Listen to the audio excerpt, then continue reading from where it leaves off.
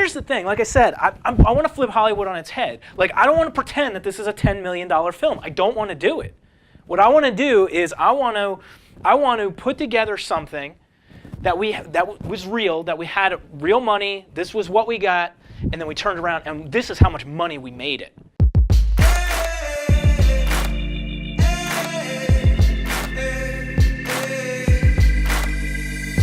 I've been going around the world and I've been looking for revival, cause what I see, it's critical for all of our survival. People turning on each other, lovers put on a shelf in exchange for some hate and some greed to get wealth. The world's become a crazy place, it's everyone for themselves. So go and grab all you can get because it's gonna run out. We've been fed that lie so long now, we believe without doubt. Seem to be a part of something that could bring about some benefit.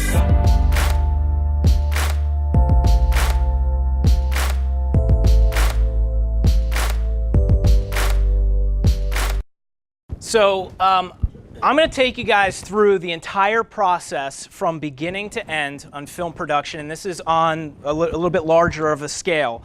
So we're going to talk about development, we're going to be talking about pre-production, production, post-production, and then distribution. Yeah, bigger. Yeah, Melanie doesn't really have anything overseas. Yeah, no buyers are going crazy for her. So based on the cast list that we have now, with like, you know, a couple of people attached already, and you think that's strong enough? You'd be pushing that low 1 mil. Right. You know their agent over at? I think it's JR. Okay. I have to go through my notes back in the day. This is on another project.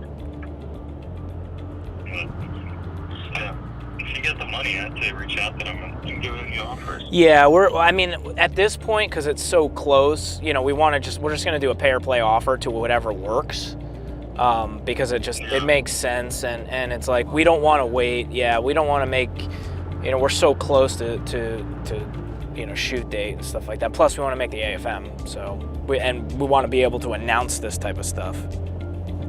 So Voices came to our agency. I have a long-standing relationship with Sith, who's the director, and he's been working on this project a while in the past, and it got to a point where, you know, he was looking for help with distribution, product placement. You know, it's one of the things that you know, that our company does. That's awesome, because all right, can we set up a call with Sith? That's the problem, dude. He's shooting right now. I know. Tonight, doesn't matter. Dude, I'm gonna be here till probably about 9 o'clock tonight. Seriously. Give me a call whenever you get a second. If it's later tonight, that's fine. Yeah, I'm gonna be here till about 9 o'clock tonight. The amount of catch up and things that we have going on, it's insane. I've known Sith for a couple of years now. I actually hired Sith on one of the projects that I did called Insurance Wars. He did some work there, some camera work for us there, some coloring, some editing, kind of jack of all trades. Very, very talented. I recognized that early on, and yeah, I've had a great relationship with Sith over the years. You know, we talk about different projects, different upcoming projects that he has going on.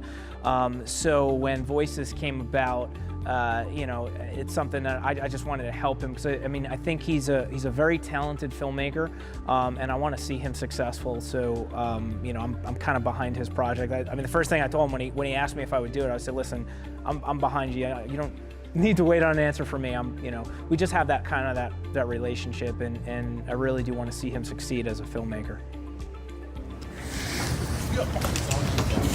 Roll sound. Rolling. Tail speed. Roll camera. Anyone?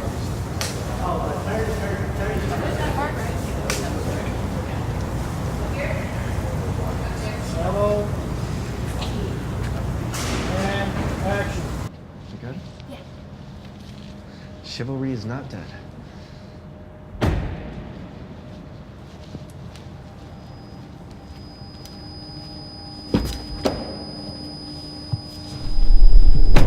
So, EPK. Yep. Let's talk about, I mean, EPKs are pretty standard. Right. What's something different we want to do? So distribution methods, so DREs, like one of the things that we want to research, and I think I mentioned this before, is get a list. So What is an EPK? So an EPK is, or an electronic press kit, essentially what it is it's the piece of a movie, all the great like behind the scenes footage. You know, you've got some of your crew and cast interviews in it. It's generating hype of the film, right? So a lot of times we'll, as a marketing company for a movie production, we'll put what's called an EPK together to send out to start generating some hype while something is in production, because the biggest thing is it's leading up to the release date, right? And we want to get a lot of interest and excitement in the project so we have a lot of eyeballs when we do have that launch date. So an EPK helps with all that. Because here's the thing, like I said, I want to flip Hollywood on its head. Like, I don't want to pretend that this is a $10 million film. I don't want to do it.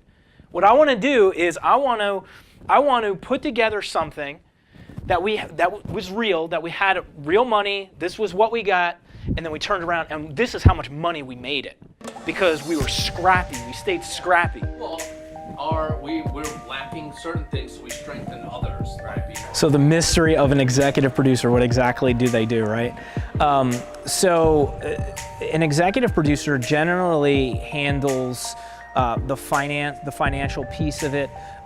So it could be, you know, funding a film, it could be, you know, raising capital for the film, down to the connections to the A-list actors or the people that are attached to the project. It could be the relationships. I mean, it's pretty much all of the above. They deal with a lot of the legal stuff, so the contracts between a lot of the individuals, they'll do that as well.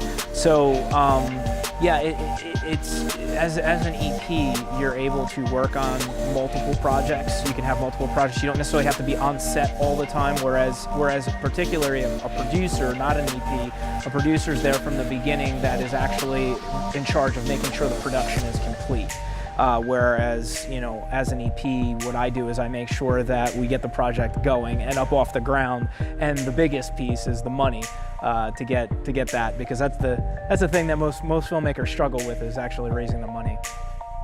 I like to make sure that the culture on set, like everybody's, you know, happy and functioning correctly, and it's very easy to work with Sith and his crew, and you can tell a lot of the people on set, you know, they would all say the same thing, is that, you know, it's you know, this is fun. I'm having a really good time. It didn't seem like anybody was really, you know, overworked or overstressed or anything like that. So.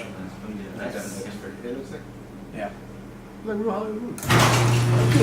I don't think that's a good idea. Oh, no. That's gonna fall right there. Someone catch it. I got that on film. I almost caught it. She's the whole movie. I know. I love how we're all sitting. You're like, oh no!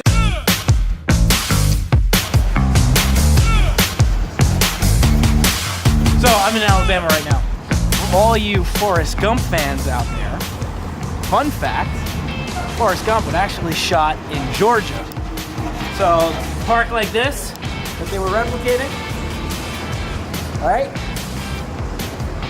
It's actually Savannah, Georgia. Fun fact. See, even in Alabama, the squirrels are friendly.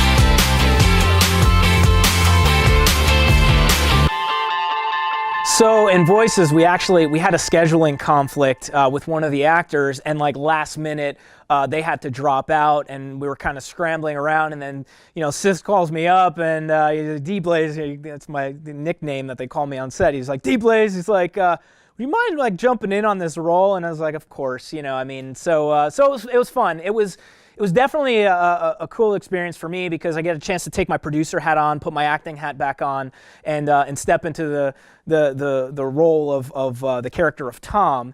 I've seen you sing karaoke, and dude, like it's like I think you're good. Oh, wait, you guys. All right. of course I'm going to help out in any way I can, but the chance that I have to step back into acting, it really did light up my acting bug again, I guess you could say. If you're not even considering sharing the same shore as your partner, it's never going to work. So I love the business side of the production, of the entertainment business, but as an actor, that's how I started. I was trained as an actor, and it's something that I truly love. And if that right role comes, in the future, I may step right back into it. And that's when you realize how short life really is. Taking notes.